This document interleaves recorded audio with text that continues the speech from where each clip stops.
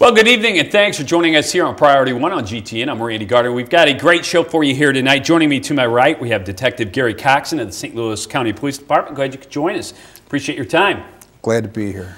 Tonight we're going to talk about something that has been in the news quite frequently over the last couple of years here and really brought to the forefront over the last couple of months or so. We're going to talk to everyone out there about CCW, the concealed carry laws, and why not? There's so many questions out there right now, including myself. I've taken the class myself, but I have not purchased a firearm. I'm afraid to do that, and we'll talk about that in the second part of the show here as we talk about gun safety with John Bozart. But Gary, talk to us if someone is considering, like myself, taking the CCW classes. What's the first thing that you need to think about? Not do, but think about as an individual and as a family. Well, you need to consider the safety of your family. Are you more safe with or without the firearm? And secondly, before you even get started on it, you have to consider your possible criminal history if you have some. I'd hate to see somebody come down and spend $200 and do the training and the permit and then be denied. Are the training costs, no matter where you go, the same to take these classes, or do they vary? And do you get, let's say you pay $200, is that class better than an $80 class? Well, each instructor should be certified, and they should give pretty much the same basic information. So I couldn't tell you who would be better or who would be worse, but the same information has to be put out there. And they are all individuals, so the price could vary. When you're looking in terms of the class itself and what's being taught and what you need to know to get the CCW license, are they basically teaching the same thing? They should be, yes. And then do you take a test at the end of this class to, like in school, where you either pass or fail, and you might fail and you might not be able to get the permit to go down and get the actual gun? I don't believe that anybody's ever failed one of these. You just keep going until you actually make it. When you look at the training and what you need to know to even think about this, and you mentioned it's a family decision. It's something you have to be safe and secure with. Myself, scared to death of guns. Even though I've been around them with the county police for 20 years now, still afraid of guns. I got one in my hands. I was shown how to use it properly, how to be safe with it. It's really changed my tune in terms of maybe having one in the house. I have 3 small children. Another thing that I'm worried about. You've been around guns your whole life. What would you say to me as an individual or anybody out there about stepping up and taking a class like this? Well, once you've taken the class, that's just the basics, the very basics, especially if you haven't had a family member, your dad, your uncle, whomever, give you firearm safety as a child. The main thing, I think, is to take all the mystery out of these firearms with kids. If this is something they can't touch and gets put away on top of the china cabinet, never to be played with, well, that's like a magnet. At least it would have been for me as a kid. Now, we've talked about the cost of taking the classes. What about in terms of like the application and the permit? Once you go through the class, what's the next step in obtaining a permit and a gun? After they successfully complete the class, they will get a certificate from the firearms instructor, and they'll bring that to our office in Clayton, located in the headquarters building on the ground floor. And they'll fill out a short application there and be fingerprinted. That's going to cost $76. After that, is there a waiting period? I know this has been a big discussion in all of the gun laws in terms of getting that permit and then a waiting period. Do you have to wait a certain amount of days? There's no set number of days, but we should have the fingerprint history, criminal history returned within 45 days. You have to keep in mind that not only does this get sent electronically to the Highway Patrol sends it on to the FBI, who checks it against all criminal histories, because people could be arrested in another state under a different name, but if you collect all the criminal history under the fingerprints, then you're much more likely to determine if somebody has or does not have a criminal history. So as you get this check that you're talking about, can you purchase a gun before that and then this permit will legally allow you to carry it, or can you not purchase a gun until you've got all these checks done? No, you don't have to have a concealed carry permit to purchase a firearm. Whenever you go to the gun store to buy one, you'll get a NICS check, and that'll determine whether you can buy the gun or not. So that makes it legal that you can carry the gun concealed once you go through the permit process. Once you have the permit process. Another part to this law, when it was enacted, is that if a person's at least 21 and a Missouri resident and has no disqualifiers, they can, without a permit, carry a concealed loaded handgun in the passenger compartment of their vehicles. When you talk about concealed weapons, are you talking about a handgun? What is considered a concealed weapon? The concealed carry law is strictly, it talks about firearms, mostly pistols, revolvers. Someone like me, family guy, comes to you and would say, what kind of gun would I even think about starting with? What kind of gun would I shoot with? I mean, what's a logical response to me? I would say, what are you comfortable with? What have you done in the past? Nothing. Nothing? And I'm scared to death. Well, we'd probably start you out with the revolver. That's where I started, and I think that was a great place. Are guns something to be afraid about? We'll talk much more about this and gun safety in the second half of the show here, but your professional opinions, should somebody be afraid of a gun? I wouldn't say they should be afraid of a gun. They should have a very healthy respect for it. Every business that you go into now, or most businesses, will have a sign on the door that will have the round circle with the gun on it. Can you carry a concealed weapon into a business like this, or are you not permitted at all?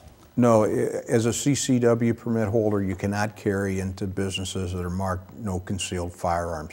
The owner of that business has the choice, and that's the choice that they've made.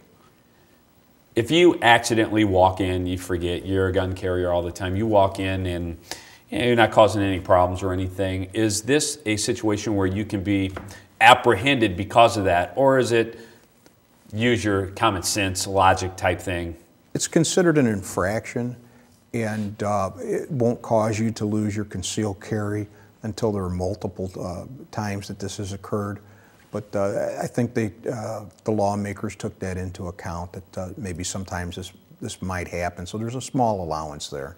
Are there certain stipulations in terms of going back and retraining or getting recertified or reapplying for a permit every year, every 5 years, or is it a lifetime permit? The permit's good for 3 years. It has to be renewed every 3 years, but all you have to do is come into the police department and fill out your application again, and we'll renew the license. And you'll basically go through a complete record check again? No, in terms of maybe you've had a crime that you've committed within that 3-year period? If they have been arrested in that 3-year period, we would be notified right away that if it was for a crime which could have their CCW permit canceled. But we do a background check, make sure that there aren't any pending crimes. If somebody has a pending crime, we won't renew their license. A pending crime, that would be a disqualifier. So if somebody would commit a crime that would disqualify them, is the permit automatically, per se, yanked from them within that 3-year period, or is it not taken away until they come back at the end of that 3-year period? No, the Director of Revenue can cancel them at any time. When you look at a CCW, I mean, it's called concealed in carry. Does it always need to be concealed to be part of this? Let's say you wear it on your hip and your sport coat is maybe stuck behind it. Is that any kind of infraction of the law, or does it have to be somewhere where you can never see the gun itself? Well, the intent of the law is to carry concealed. If you don't want to carry it concealed, you don't need to get the permit. There's been various contentions over different laws in different localities on the open carry of firearms. But for the most part, that'll constitute a peace disturbance to walk into the middle of a busy store with an openly carried firearm if you're not in a police uniform. But to get back to your original question, no, I don't think that anybody would be getting their CCW yanked for that. When you talk to people who were like me, afraid of guns to begin with, they go through this class. Now they're a citizen who carries a gun legally and they feel very protected. What kind of feedback do you hear from people? I occasionally poll folks when they come back for their renewals, and I ask them, how many times in a week do you carry the gun? And in the beginning, quite a few carried it almost religiously. And after a while, many say, I just don't hardly carry it at all anymore. I just want to have it just in case.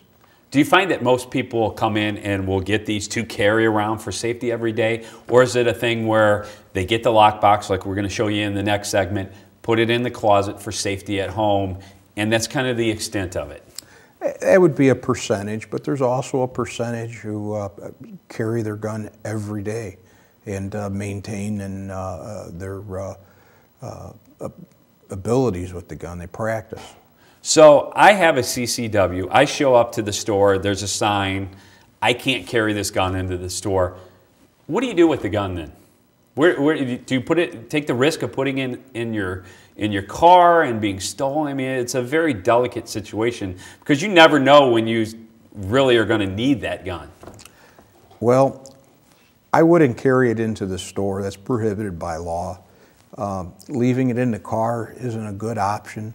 Maybe if you have a lockbox that's securely fastened to the body or the frame of your vehicle, that would be okay, but I would never say leave it in the glove box or put it under the seat. Many handguns are stolen out of cars. I'm going to kind of stand on this side of the fence and that's the question. With so many places that don't allow you to carry a gun in, which you'll see those signs all over the place, and it's not safe to put it in your car, when would you carry a concealed weapon? That's a very good question. You know, I mean, you think about it, you look at these, like the massacre at the movie theater. Guns were probably not allowed in that theater, so that's when things happen. So when would you carry it? Wherever you're allowed to. I know it's kind of an open statement, but just stopping and thinking about the difference of putting that gun in harm's way where somebody could steal it out of a car or something, and then you carrying it on an everyday basis. There are relatively, I'd say there's quite a few places that don't have any prohibition to that. More than you would think. It's just you notice the no concealed carry signs a lot sooner than you would notice that there isn't one there. And as we start to wrap up the segment here, what would you say to anybody out there who sees this show tonight, sees the second half and talks about gun safety and how it can be a secure thing? What would be your advice as an officer in deciding as a family or an individual into starting this process? First step.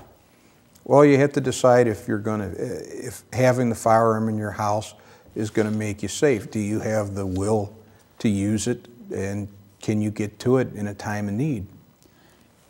If you're watching this in St. Louis County, of course you'll come down to St. Louis County. Can you talk about the hours and what they need to do and where they need to go to start the process? Well, we're located on the ground floor of the police headquarters building at 7900 Forsyth.